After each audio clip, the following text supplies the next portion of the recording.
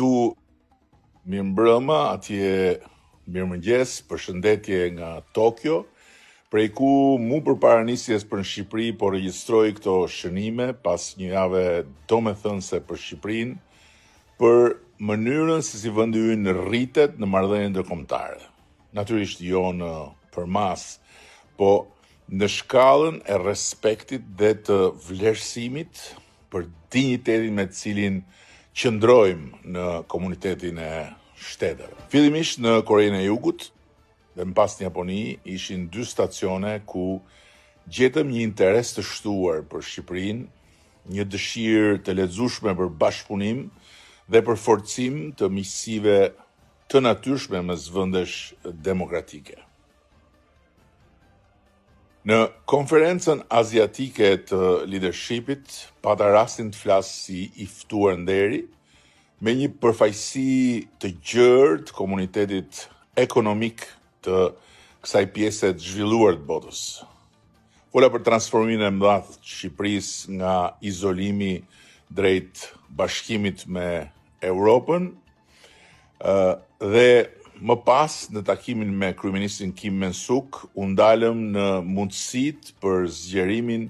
e bashkëpunimit në inteligjencë artificiale, teknologji digjitale, industri ushtarake dhe turizëm, duke cekur po ashtu simbolikën e takimit që përkon me 35 vjetorin e vendosjes së marrëdhënieve diplomatike mes 2 vendeve tona. Aty takuam gjithashtu një sër kompanish të mëdha, prestigjioze, ku konstatuam një interes gjenuin për Shqipërinë, si shembull suksesi dhe si destinacion investimesh të mundshme. Më pas,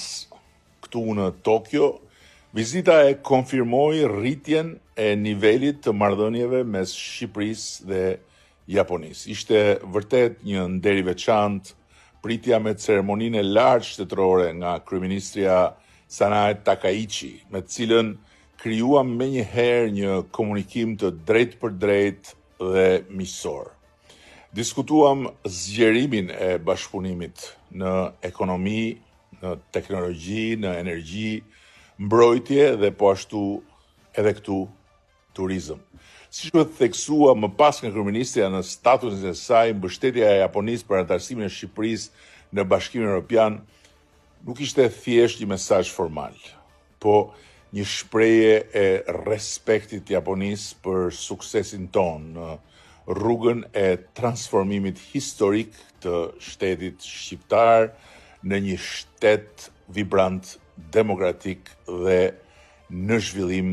të vazhdueshëm e të qëndrueshëm. Ishte kënaqësi dhe nder më vete dhe ftesa për të folur në Universitetin e Kombeve të Bashkuara në Tokyo,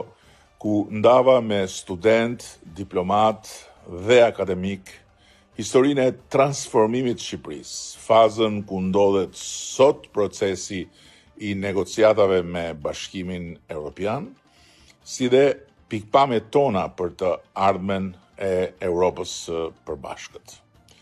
Të mbushura me energji pozitive ishin edhe takimet me strukturat e parlamentit, kryeparlamentarin e Japonisë, deputetët e Ligës Miqësve të Shqipërisë, si edhe me komunitetin e sipërmarrjes japoneze. Por besoj se ajo që ka rëndësi mbi të gjitha është fakti se sot Shqipëria ka hyrë krejt natyrshëm në hapësira dialogu dhe partneritetesh ku deri jo shumë vite më parë do të ishte vërtet e vështirë edhe të imagjinoj respekti që ka sot bota për vendin tonë.